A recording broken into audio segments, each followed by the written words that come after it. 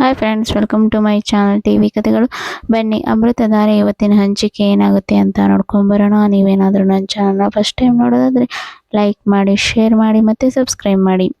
ಕರುಣ ಸೆಲ್ಲಲ್ಲಿರೋ ಪಕ್ಕದ ವ್ಯಕ್ತಿಗೆ ಅವರಿಗೆ ಉಸಿರಾಡಲಿಕ್ಕೆ ತೊಂದರೆ ಆಗಿ ಬಾಗಿಲು ತೆಗೀರಿ ಅಂತ ಬಡ್ಕೊಳ್ತಾ ಇರ್ತಾರೆ. ಎಷ್ಟು ಬಾಗಿಲು ತೆಗೆದ್ರು ಕಾನ್ಸ್ಟೇಬಲ್ ಬಾಗಿಲು ನೀವು ನಾಟಕ ಮಾಡ್ತಾ ಇದ್ದೀರಾ, ನೀವೇನೇ ಮಾಡಿದ್ರು ನಾನು ತೆಗೆಯಲ್ಲ ಅಂತ ನಿಂತ್ಕೊಂಡಿರ್ತಾರೆ.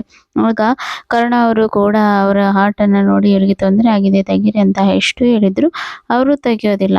ಆಗ ಅಲ್ಲಿಂದ ಬಂದ ಇನ್ಸ್ಪೆಕ್ಟರ್ ಒಬ್ಬರು, ಅಯ್ಯೋ ಅವನು ನಿಜವಾಗ್ಲೂ ಕೆಳಗೆ ಬಿದ್ದಿದ್ದಾನೆ, ಸಿ ಬಂದು ಈ ಬಾಗಿಲು ತೆಗಿ ಅಂತ ಹೇಳಿ ಅಲ್ಲಿಂದ ಬಾಗಿಲು ತೆಗೆದು ಹಾಗೆ ಅವನನ್ನ ನೋಡ್ತಾ ಇರ್ತಾರೆ. ಮತ್ತೆ ಕರುಣ ಸರ್ ಅವರು ಅವರಿಗೆ ಅಲ್ಲೇ ಟ್ರೀಟ್ಮೆಂಟನ್ನು ಕೊಟ್ಟು ಬೇಗ ಅವನನ್ನು ಹಾಸ್ಪಿಟ್ಲಿಗೆ ಶಿಫ್ಟ್ ಮಾಡ್ತಾರೆ. ಆಗ ಈ ಕಡೆ ಪೊಲೀಸವರು ಕೂಡ ಹೇಳ್ತಾ ಇರ್ತಾರೆ, ನಿಮ್ಮಿಂದ ತುಂಬಾ ಉಪಕಾರ ಆಯಿತು, ನೀವೇನಾದರೂ ಇಲ್ಲಿ ಸತ್ತಿದ್ರೆ ನಾವು ನಮ್ಮ ಕೆಲಸ ಎಲ್ಲ ಹೋಗ್ತಿತ್ತು ಅಂತ ಹೇಳಿ ಹೇಳ್ತಾ ಇರ್ತಾರೆ.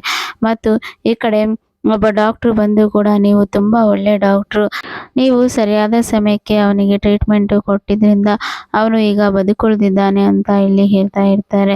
ಆಗ ಈ ಕಡೆ ಕರ್ಣ ಅವರು, ಜೀವ ಉಳಿಸೋದೇ ನಮ್ಮ ಡಾಕ್ಟ್ರ್ ಕೆಲಸ ಅಲ್ಲ, ಒಂದು ಜೀವ ಕೂಡ ನಮ್ಮಿಂದ ಹೋಗ್ಬಾರ್ದು ಅಂತ ಅಂದ್ಕೊಳ್ತಾ ಇರ್ತಾರೆ. ಆಗ ಈ ಕಡೆ ಡಾಕ್ಟ್ರು ಕೂಡ, ಆದರೆ ನೀವು ಸೆಲ್ಲಲ್ಲಿದ್ದೀರಲ್ಲ ಅಂತ ಹೇಳಿ ಅಲ್ಲಿಂದ ಬೇಜಾರಿಂದ ಹೋಗ್ತಾರೆ. ಮತ್ತು ಈ ಕಡೆ ಪೊಲೀಸವರು ಕೂಡ, ನೀವು ಮಾಡಿದ್ದಕ್ಕೆ ನಿಮಗೆ ಏನು ಬೇಕು ಕೇಳಿ ನಾನು ಮಾಡ್ತೇನೆ ಅಂತ ಇಲ್ಲಿ ಹೇಳ್ತಾ ಇರ್ತಾರೆ.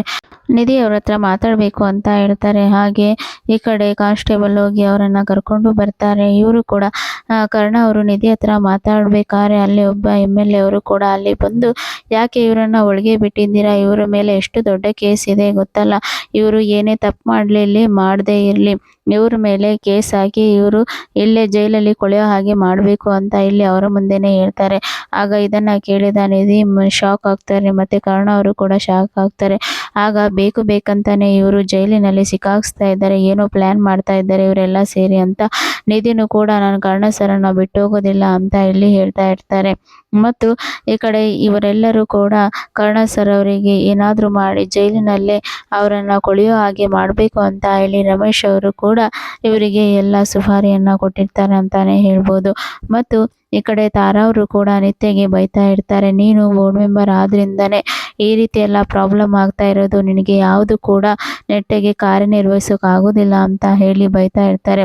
ಆದರೆ ನಿತ್ಯ ಅವರು ಕೂಡ ಅವರು ಬೇಜಾರುಗೊಳ್ಳದೆ ಎಲ್ಲ ಲಾಯರ್ಗಳನ್ನು ಅವರು ಫೋನ್ ಮಾಡಿ ಕೇಳ್ತಾ ಇರ್ತಾರೆ, ಬೇಗ ಕರ್ಣ ಸರನ್ನು ಬಿಡಿಸ್ಬೇಕು ಅಂತ ಹೇಳಿ ಅವರು ತಕ್ಕ ಪಡ್ತಾ ಇರ್ತಾರೆ. ಆದರೆ ಯಾವ ಲಾಯರು ಕೂಡ ಅವರನ್ನು ಬಿಡಿಸ್ಲಿಕ್ಕೆ ಒಪ್ಪೋದಿಲ್ಲ. ಈ ಕಡೆ ನಿಧಿ ಅವರು ಕೂಡ ಬೇಜಾರಲ್ಲಿ ಇರ್ತಾರೆ. ಮತ್ತು ನಿಧಿ ಅವರಿಗೆ ಕೂಡ ಇಲ್ಲಿ ಕಾಂಪೌಂಡರ್ ಕಾಲ್ ಮಾಡಿ, ಇಲ್ಲಿ ಕರ್ಣ ಸರ್ ಒಳ್ಳೆಯವರು, ಅವರಿಗೆ ಯಾಕೆ ಜೈಲಿಗೆ ಹಾಕಿದ್ದಾರೆ ಅಂತ ಎಲ್ಲರೂ ಬರ್ತಾ ಇದ್ದಾರೆ ಅಂತ ಇಲ್ಲಿ ಹೇಳ್ತಾ ಇರ್ತಾರೆ. ಆಗ ನಿಧಿ ಪ್ಲ್ಯಾನ್ ಮಾಡಿ ಅವರೆಲ್ಲರನ್ನ ಇಲ್ಲಿ ಪೊಲೀಸ್ ಸ್ಟೇಷನ್ ಹತ್ರ ಕಳಿಸಿ ಅಂತ ಇಲ್ಲಿ ಹೇಳ್ತಾರೆ. ಆಗ ಆಯಿತು ಮೇಡಮ್ ಅಂತ ಇಲ್ಲಿ ಹೇಳ್ತಾರೆ.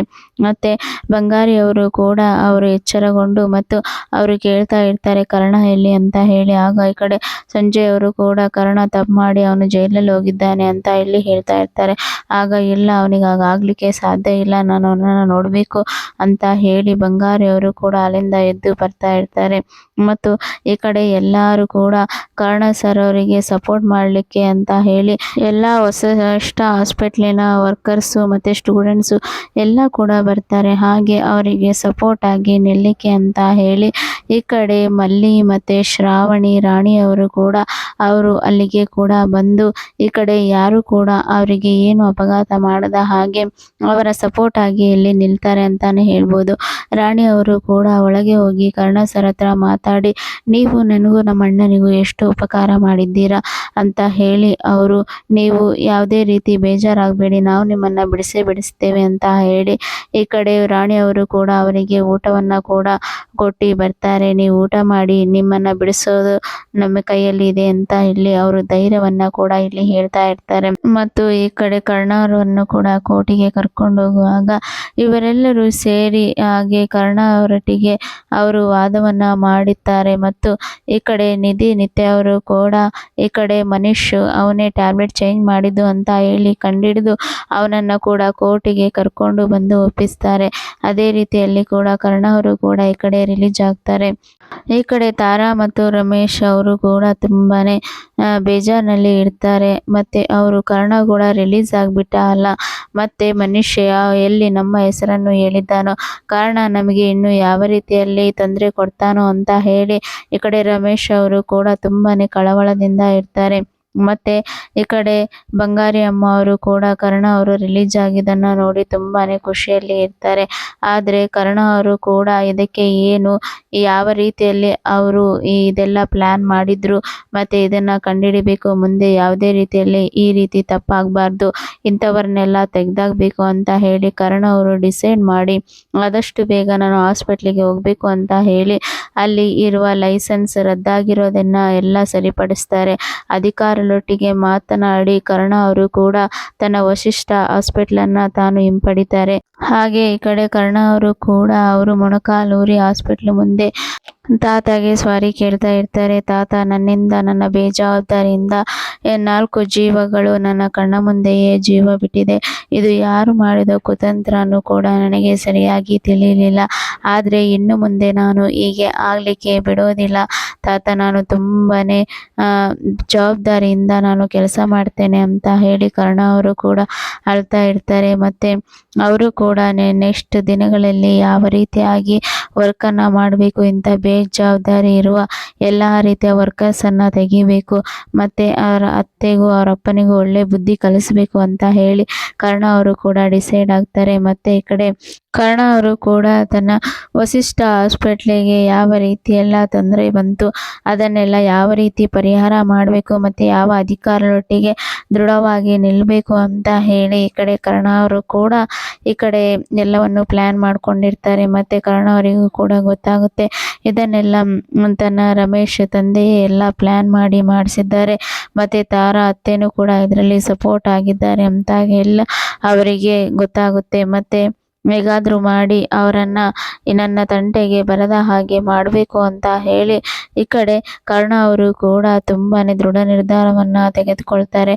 ಮತ್ತು ಈ ಕಡೆ ನಿತ್ಯಗೆ ಮತ್ತು ನಿಧಿಗೆ ಕೂಡ ಅವರ ಅಜ್ಜಿಗೆ ಬೈದಿರೋದ್ರಿಂದ ಅವರು ಕೂಡ ತುಂಬಾ ಬೇಜಾರಲ್ಲಿ ಇರ್ತಾರೆ. ಮತ್ತು ಅವರು ಎಷ್ಟು ದಿನಗಳ ಕಾಲ ಬೇರೆ ಮನೆಯಲ್ಲಿ ಇರೋದು, ನಾವು ಈ ಮನೆಯನ್ನು ಬಿಟ್ಟು ಹೋಗೋಣ ಅಂತ ಹೇಳಿ ಶಾಂತಿಯವರು ಕೂಡ ಕರ್ಣ ಸರಿಗೆ ಹೇಳ್ದೆ ಅಲ್ಲಿಂದ ಹೋಗೋಣ ಅಂತ ಹೇಳಿ ಡಿಸೈಡ್ ಆಗಿರ್ತಾರೆ. ಹಾಗೆ ಕುಟುಂಬದವರೆಲ್ಲರೂ ಕೂಡ ಅವರಿಗೆ ಬೈತಿರುವಾಗ ಅವರು ತುಂಬಾ ಬೇಜಾರಲ್ಲಿ ಇರ್ತಾರೆ. ಮತ್ತು ಅಜ್ಜಿನೂ ಕೂಡ ಹೇಳ್ತಾ ಇರ್ತಾರೆ, ಶಾಂತಿ ಅಜ್ಜಿ, ನಿಧಿ ನೀನು ಹೇಗೋ ದುಡಿತೀಯಲ್ಲ, ನಾವು ಅದರಲ್ಲೇ ಹೇಗೋ ಮೇಂಟೈನು ಮಾಡಿಕೊಂಡು ನಾವು ನಮ್ಮ ಜೀವನ ಸಾಗಿಸೋಣ, ಇವರಿಗೆಲ್ಲ ಯಾಕಮ್ಮ ತೊಂದರೆ, ನಾವಿಲ್ಲಿಂದ ಹೋಗೋಣ ಅಂತ ಇಲ್ಲಿ ಹೇಳ್ತಾರೆ. ಆಗ ಈ ಕಡೆ ನಿಧಿಯವರು ಕೂಡ ಆಯಿತು ಅಜ್ಜಿ, ಮತ್ತು ಕರ್ಣ ಸರ್ ಅವ್ರಿಗೆ ತಿಳಿದ್ರೆ ಅಂತ ಇಲ್ಲಿ ಹೇಳ್ತಾರೆ. ಏನು ಮಾಡಲಿಕ್ಕೆ ಆಗೋದಿಲ್ಲಮ್ಮ, ಮತ್ತು ಅವರೆಲ್ಲರ ಮೇಲೆ ನಾವು ಎಷ್ಟು ದಿನ ಅಂತ ಭಾರ ಬಿಡೋದು, ನಾವಿಲ್ಲಿಂದ ಹೋಗೋಣ ಅಂತ ಇಲ್ಲಿ ಹೇಳ್ತಾರೆ. ಆಗ ನಿಧಿ ಆಯಿತು ಅಜ್ಜಿ ಅಂತ ಹೇಳಿ ಒಪ್ಕೊಳ್ತಾರೆ. ಇಲ್ಲಿನವರೆಗೆ ಇವತ್ತಿನ ಸಂಚಿಕೆ. Thank you.